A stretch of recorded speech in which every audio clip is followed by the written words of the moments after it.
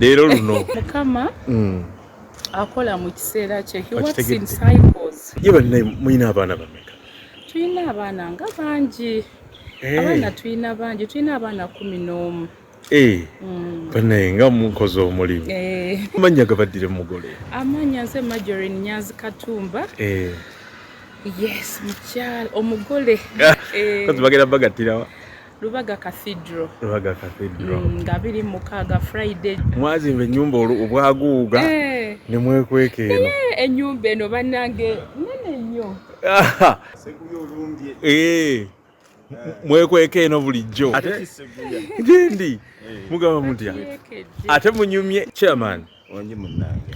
Reception iliwo embaga otusanze awo. Eri ku Freedom City. Otusanze ero omukyala mugamba mwebale kuzimba nyumba naga nti nyumba neeno akomyawo abadde agamba nti ki? Amaka g'abantu yaga okwogerako. Maka gaffe tubeera. Tubadde tubeera awo tuwangaalira. Bani mumaze emyaka emeka mu bufumbo? Buli obwemabega obutali butukuvu. Kyannakuwaza nnyo abadde batusomesa mu Tuesday class bwe nawuze ekibuuzo nti emyaka gyaffe gye tumaze nga twagalana emyaka 23. Tunatandikira okuba naga nti egyo gibadde poteya gyafudde busa. Tutandika nga 26 okubala. Birungi bye muyiseemu musooke mubiwuliremu ku bantu wano kubanga naye bannaye banaalinda ku mbaga. Birungi ngendera mu kuzoganya. Ekisooka okuba nti tuli balamu. Abantu bangi batufuddeko. Neefe okuba nti newankubadde omulundi guli COVID yajja embaga neeyimirira.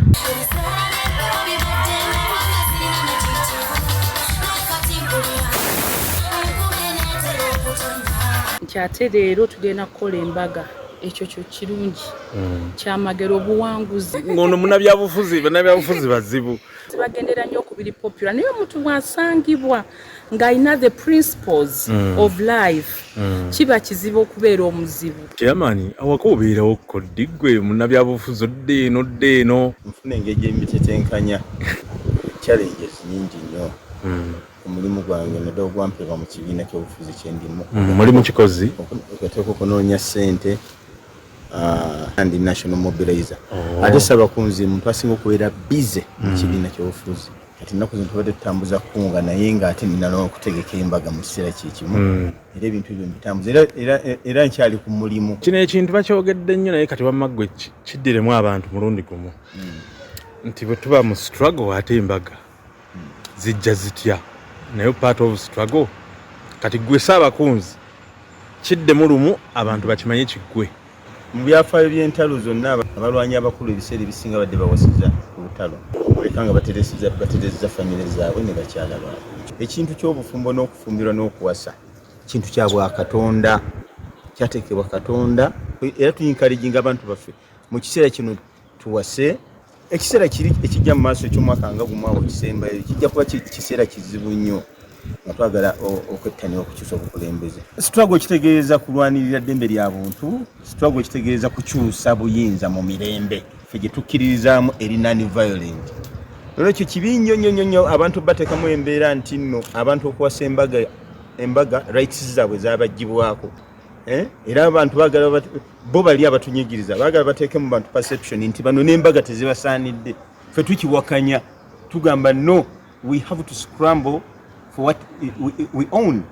Tulina okulwanira ebyo tufuna ebimu bwe tubifuna tubikunyula gubanga munyago ne tubireeta ne tubeera nabyo kubanga tuba tubinunudde. Kati nze embaga eno njerabanga agendo gijja mu matigga kubanga omufuzi wa kuno yagiyimirizanga ebula ennaku 2 ebeerewo ng'afunye omukisa gwa COVID yaleeta obuzibu. Nedda ssebo waliwo abaawasaawo era embaga zaaliwo naye yaffe yali egenda kubawo 2 days. Mpozi n'ekirala emyaka gyange okumaliriza ekyo ne kivaawo kubanga mbadde mu mbaga z'abantu bangi, mbadde mu bintu by'abantu bangi era nga genero ng'omulwanyi omukulu olina amajego gonna ne gaggwayo naawe n'okola obadde osibye neza abato abamu. Julius yawasa Banjomani yawasa kati kansumulu n'embaga z'abantu Daxi tanawasa. Okay, obirabye Mickey Wine obadde ogisibye nnyo.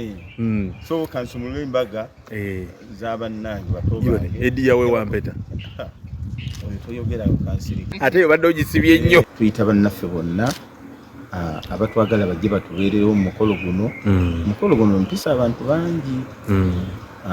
Nfubye okuyita tosobola kuyita buli omu naye mpisa abantu bangi. Era bannange nsaba bajje bannajjateko mu Eklezia Katolika e Lubaga mu Lutikko